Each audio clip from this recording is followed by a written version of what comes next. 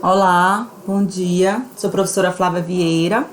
A gente trabalha com a disciplina Tópicos Especiais em Enfermagem 2.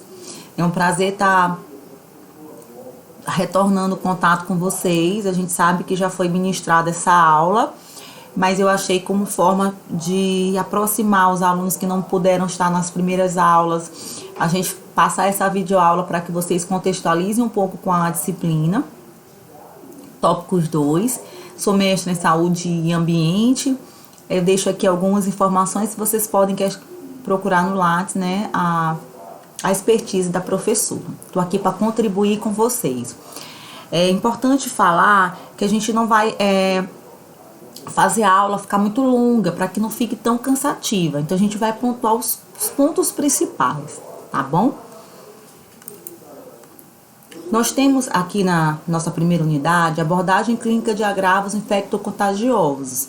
Nossa seção 1.1 trata da atenção à saúde, no caso do SUS, né?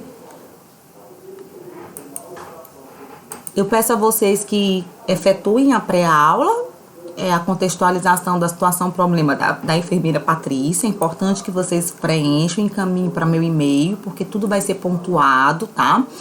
A gente tem ali o líder aí sempre nos ajudando, fortalecendo essa solicitação, que a gente está em isolamento domiciliar, mas nós não estamos de férias. A gente tem que continuar lutando pelo nosso período, né, para a manutenção do nosso conteúdo.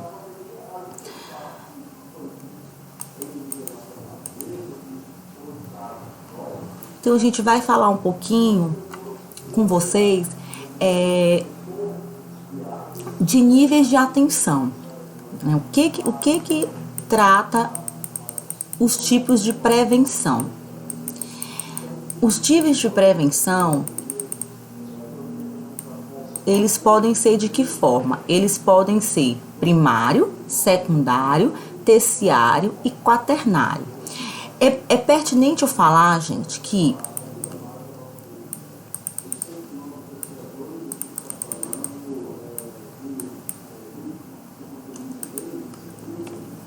os tipos de prevenção, primária, secundária, terciária e quaternária, é diferente de níveis de atenção, que o SUS tem nível de atenção primário, nível de atenção secundário e nível de atenção terciário.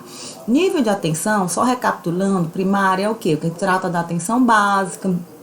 Nível de atenção secundária, as unidades especializadas, né, os ambulatórios, até uma unidade de nível médio.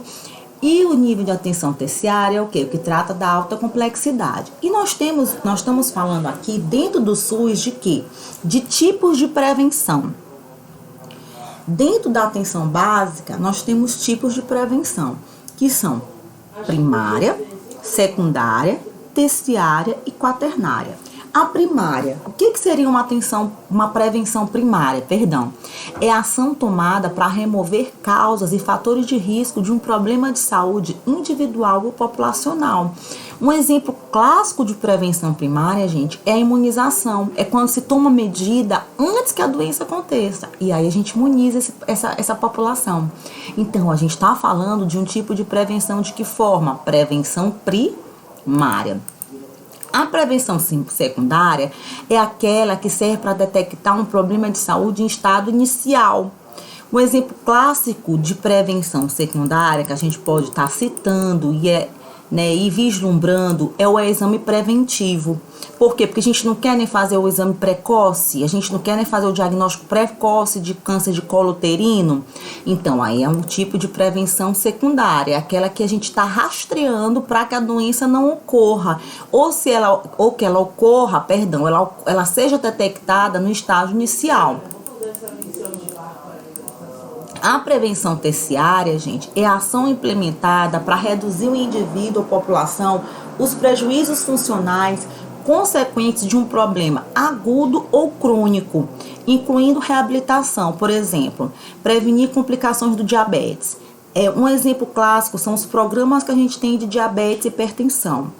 O problema ele já existe para quem é diabético e para quem é hipertenso. Mas o que a gente quer fazer com a prevenção terciária? Fazer com que essas pessoas elas cheguem numa unidade no nível de atenção terciária, por uma lesão no pé diabético, né, por uma cetoacidose diabética, por alguma complicação diabética. Então, por isso que a gente faz os programas da medicação, faz o controle de glicemia, pratica educação em saúde com essa população para aprender a cortar as unhas dos pés, das mãos, né, a alimentação, a orientação à alimentação, tudo isso é um tipo de prevenção terciária para que não haja um fator complicador com essa doença já pré-existente. E nós temos também a prevenção quaternária. O que é a prevenção quaternária? É a prevenção onde já existiu a doença e a gente está querendo que não haja outro agravo. Um exemplo clássico, um paciente que teve um AVC, ele volta para sua residência e fica com aqueles cuidados, né, ainda de reabilitação. A equipe da saúde da família, ela vai entender que tem que orientar essa família. Para quê? Para que ele não venha a ter pneumonia causada por estar acamado, para que ele não venha a ter lesão por pressão. Então, esse cuidado que a gente está tendo com esse paciente que já teve um acometimento é um tipo de prevenção quaternária, tá bom?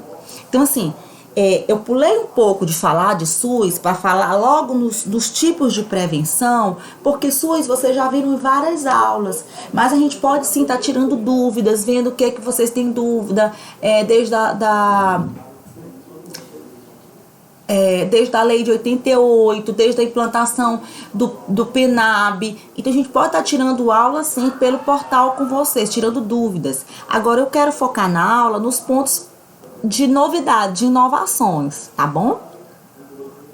A gente vai falar aqui também da equipe que compõe a atenção básica, né? Que cada um tem o quê? Existem vários profissionais que compõem a atenção básica, médico, enfermeiro, auxiliar e técnico de enfermagem, agente comunitário de saúde, auxiliar o técnico de saúde bucal e cirurgião dentista. E eles possuem 18 atribuições comuns a todos os profissionais e também atribuições específicas. Isso aqui também é uma coisa que vocês sempre estão vendo no decorrer das disciplinas, mas que a gente pode estar tirando as dúvidas com vocês. O que eu queria fazer com vocês de exercício, de atividade de fomentação de brainstorm, que é a tempestade de ideias, é nesse slide aqui, que eu queria que vocês refletissem. Tente pensar no dia a dia de trabalho do enfermeiro na atenção básica. Após esta análise, elenque as atividades realizadas do início até o final da jornada de trabalho, no período que achar prudente.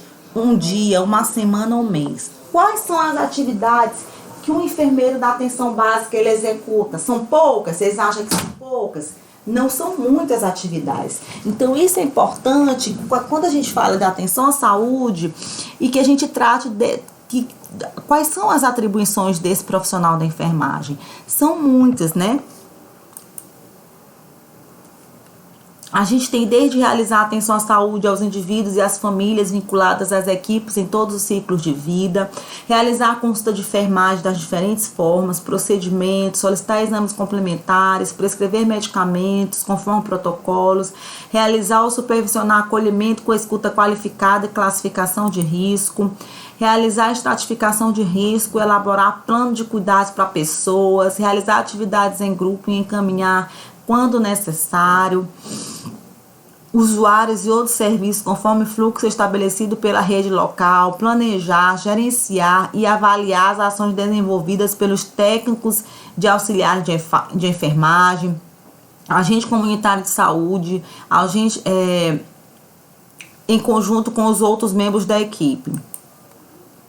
Supervisionar as ações do técnico e auxiliar de enfermagem, implementar e manter atualizadas rotinas, protocolos e fluxos relacionados à sua área de competência na unidade básica de saúde, exercer outras atribuições conforme legislação profissional que sejam de responsabilidade na sua área de atuação.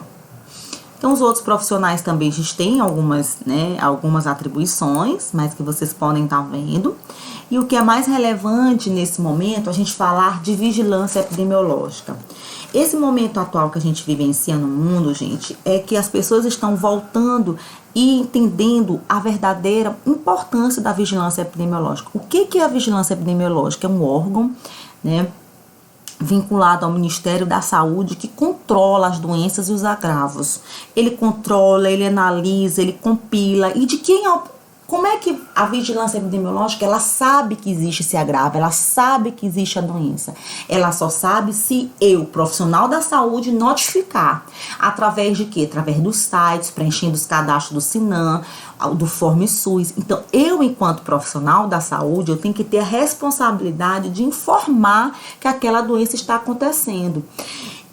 Existe uma coisa num problema no país, no Brasil, que trata-se de subnotificação. É o quê? Os profissionais de saúde que não notificam as doenças. Por quê? Às vezes é porque eles acham as fichas muito longas para poder anotar, escrever, falta de tempo, né?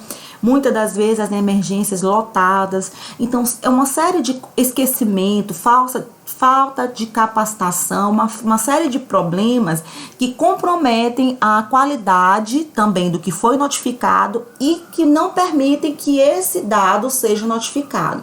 E hoje, com a pandemia do coronavírus, a gente vê quanto importante é você informar a unidade de saúde. Então, existe uma lista do Ministério da Saúde, que isso é uma atividade que eu já passei em sala e eu reforço a vocês a necessidade de que vocês me mandem por e-mail qual é a lista de notificação de doenças de notificação compulsória. Vou dar um exemplo de doenças: a dengue, chikungunya, zika vírus, sarampo, leishmaniose, HIV.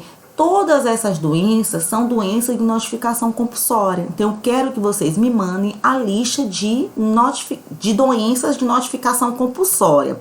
Volto a dizer, o que é doença de notificação compulsória? É aquela que, quando ele chega na unidade, o profissional de saúde, ele tem obrigação de notificar a vigilância epidemiológica e preencher a ficha de notificação, tá? Todo profissional de saúde, ele tem que ter capacitação no que diz respeito à vigilância epidemiológica. No momento, volto a dizer, no momento como esse de pandemia, o profissional, ele tem que refletir no seu papel de responsabilidade nesse processo.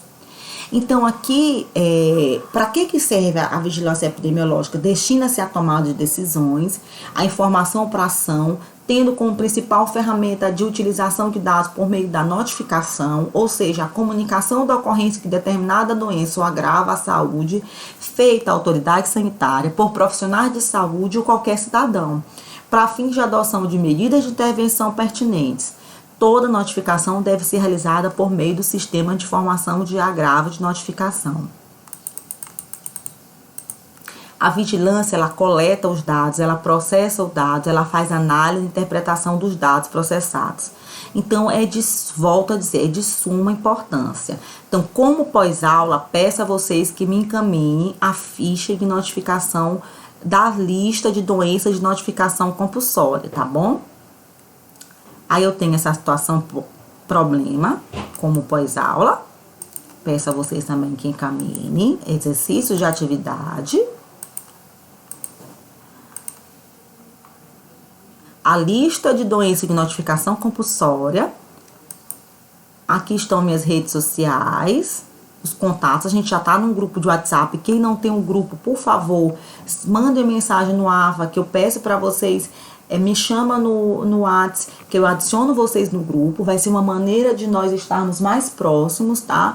Então, quem for aluno da minha disciplina Tópicos 2, que é ministrada quarta-feira à noite, por favor, me chama no WhatsApp, que a gente vai te adicionar ao grupo para ficar mais fácil nosso alinhamento. Obrigada e até a próxima aula.